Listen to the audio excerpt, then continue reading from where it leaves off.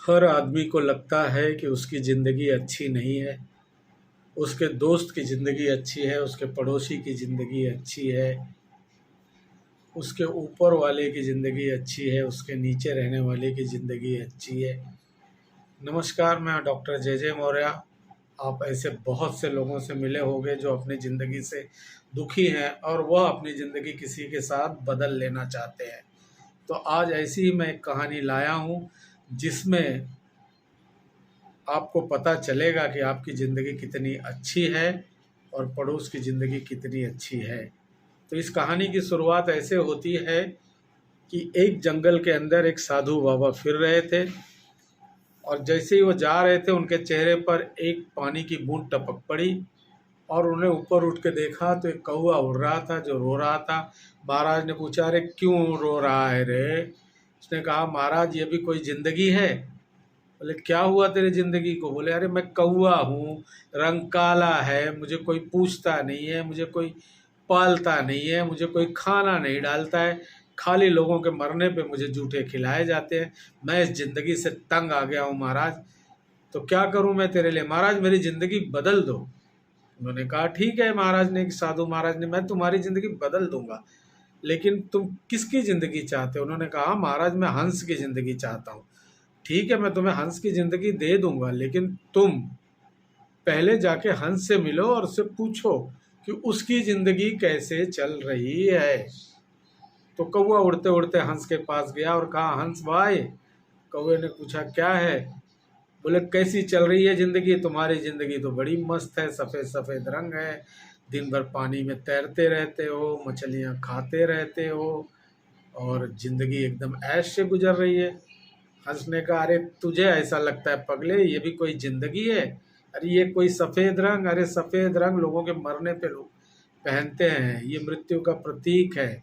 सफ़ेद रंग में न कोई रोमांच है, न कुछ है, न इसमें काला है, न पीला है, न नीला है, सफ़ेद एकदम शांत।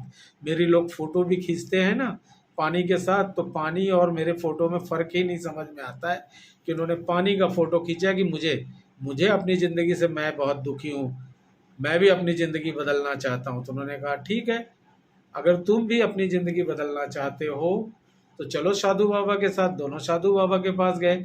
साधु बाबा ने कहा, फिर तुम दोनों किसकी ज़िंदगी चाहते हो? तो दोनों ने कहा, हम लोगों को तोता की ज़िंदगी चाहिए। दोनों उड़ उड़ के जंगल में गए तोता देखने के लिए। महाराज ने उनको कहा, जाओ तोता से मिल के उसके पहले ज़िंदगी के बारे में पता करके आओ। गए तोता के पास, पहले तो जंगल में खोजते रहे, हरे हरे पत्तों के बीच में तोता दिखाई नहीं दे रहा था। बड़ी मुश्किल से तोता दिखाई दिया। बोले, तोते भाई, तोते भाई। उसने कहा, क्या? बोले, क्या मस्त ज़िंदगी जी रहे हो आप, एकदम हरा हरा कलर, लाल लाल चोंच, मीठा मीठा बोलते हो, आदमियों जैसा भी बोल लेते हो, और तुमको हर कोई पालना चाहता है, हर कोई मिठू मिठू बनना चाहता है, तो हम लोग तुम्हारी जैसी ज़िंदगी चाहते हैं। उसने बोला, खाक मेरी जैसी ज़िंदगी? मेरी जैसी ज़िंदगी तो किसी की नहीं होनी चाहिए। एक तो पहले ये जो हरा रंग है, देखो 4 बार तुम लोग मुझे जब खोजे हो तब मुझे पाए हो, और इस हरा रंग के कारण और इस लाल चोंच के कारण लोग मुझे पकड़ के ज़िंदगी भर के लिए बंद कर देते हैं, और ज़बरदस्ती जो मैं नहीं बोलना चाहूँगा वही ज़बरदस्ती बुलाते हैं।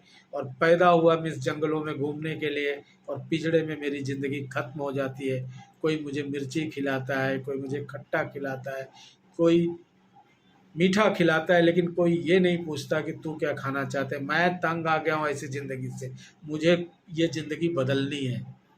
तो उन्होंने कहा, ठीक है, तुमको ये ज़िंदगी बदलनी है, आ जाओ हमारे पास, चलते हैं साधु बाबा के पास।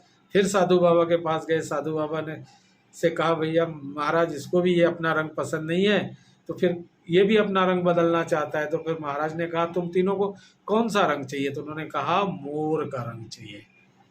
तो ठीक है, मोर के पास गए। मोर के जैसा बनना है तो जाओ मोर से भी पूछ लो। मोर के पास गए तो मोर से उन्होंने कहा, मोर भाई तुम्हारी क्या मज़े चल रहे हैं? क्या तुम पंख फैला के नाचते हो? क्या तुम्हारे हरे भरे पंख हैं? तुम्हारे नाच देखने के लिए लोग तरसते हैं, और तुम नाचते हो तो बरसात आ जाती है। लोग, तुम नेशनल बर्ड हो भारत सरकार के, उसमें तो नेशनल बर्ड का तुम्हें नाम दिया गया है तो तुम तो बहुत अच्छे हो, हम भी तुम्हारे जैसा बनने चाहते हैं। उसने कहा क्या खाक में अच्छा हूँ? अरे मेरा ये जो पंख है यही मेरा दुश्मन है।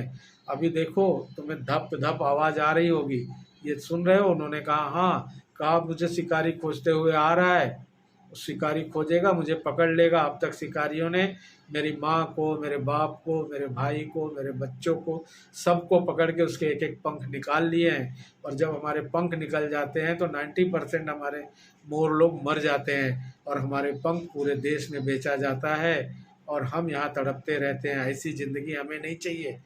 तो खूब लोगों ने कहा तुम्हें कैसी ज़िंदगी चाहिए? तो उसने कहा मुझे इस कौवे जैसी ज़िंदगी चाहिए। कहा क्यों? अरे बोला कितनी मज़े की ज़िंदगी है तेरी, तू कौवा है, तेरे तरफ कोई ध्यान नहीं देता है, तू अपने मन से आराम से उड़ सकता है, कहीं भी जा सकता है, कहीं भी खा सकता है, कोई ध्यान नहीं देता है। तो फिर उसने पूछा तूने कौवे से कभी तूने चिकन बिरयानी सुना है? उसने कहा हाँ मैंने चिकन बिरयानी तो सुना है, मटन बिरयानी सुना है? उन्होंने कहा हाँ मटन बिरयानी भी सुना है। और फिर तूने तो ये भी सुना होगा बहुत से पक्षियों की भी बिरयानी बनती है? उन्होंने कहा हाँ सुना है। तो कभी कौवा बिरयानी सुना है? कहा नहीं, कौवा बिरयानी नहीं सुना है। तो कहा भैया न तुझे कोई मारता है न कोई सताता है, तो तू सबसे अच्छा है। कौवे को ये बात समझ में आ गई और सबको समझ में आ गई कि अपने अपने जगह पे सब अच्छे हैं। दोस्तों ज़िंदगी में हम लोग भी अपने जगह से असंतुष्ट रहते हैं। हम हमेशा अपने से ऊपर देखते हैं और असंतुष्ट होते हैं, लेकिन जब हम अपने से नीचे देखेंगे तो कितने लोग हैं जो हमारे से भी नीचे हैं। कितने ऐसे लोग हैं, हमारे दो हाथ हैं उनके दो हाथ भी नहीं, हमारे पास आँखें हैं उनके पास आँखें भी नहीं है, हमारे पास कमाई का जरिया है उनके पास कमाई का जरिया नहीं है, हमारे पास परिवार है उनके पास परिवार भी नहीं है, हमारे पास रहने को घर है उनके पास रहने को घर नहीं है। तो हमेशा ईश्वर ने जो हमें बनाया है, हमें जो दिया है उसी में हमें संतुष्ट रहना है, बेहतर बनने का प्रयत्न करना है। लेकिन किसी और की ज़िंदगी को आदर्श बनाना गलत है। अपनी ज़िंदगी को आदर्श बनाओ, लेकिन किसी और की ज़िंदगी को अपना आदर्श मत बनाओ। तुम जहाँ हो सही हो, खुश हो। ईश्वर ने इस प्रकृति में तुम्हारी रचना कुछ सोच समझ कर की है, तुम्हारा अपना रोल है, तुम उस रोल को निभाते जाओ और अपनी ज़िंदगी से खुश रहो। दोस्तों आपको ये कहानी तो ज़रूर पसंद आएगी, क्योंकि हर आदमी के ज़िंदगी की ये कहानी है, वह कुछ न कुछ दूसरे का देख के बनना चाहता है। तो इस कहानी को लाइक करो, सब्सक्राइब करो, खुश रहो, आबाद रहो, चाहे यहाँ रहो चाहे इलाहाबाद रहो।